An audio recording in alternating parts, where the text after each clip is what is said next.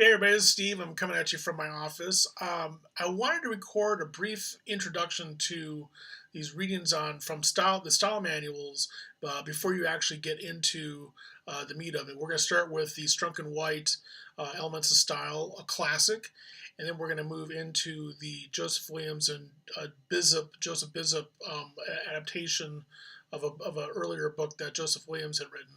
Um, as you read through these books, as you start going down the path of this homework, I want you to think about how you're reading these books.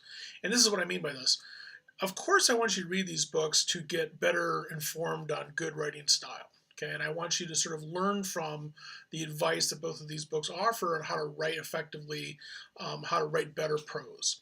But I also want you to read these books very critically, and I want you to sort of make sure that you're always trying to figure out what exactly is the underlying message being offered by these books.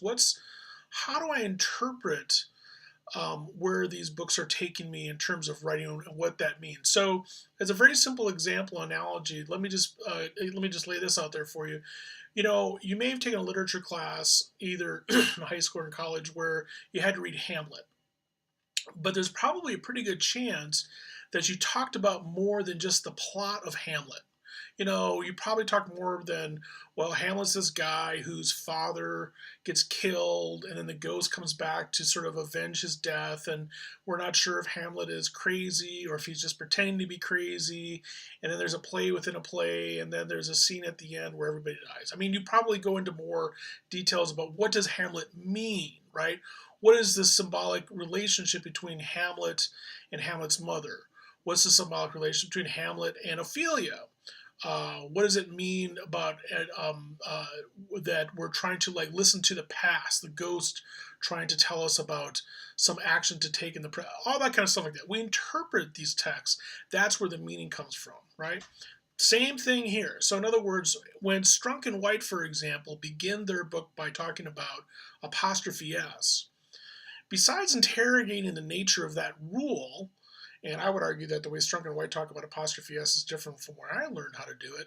It's also worthwhile and important to figure out, why do you think they talk about that rule? Why do they start the book talking about that rule?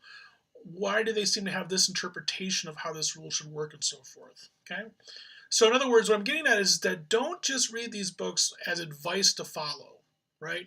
Read these books critically. Think about how they're being put together, how they're being presented, and how you can, as a writer and as a reader, interpret them. Okay? All right, let's get to it.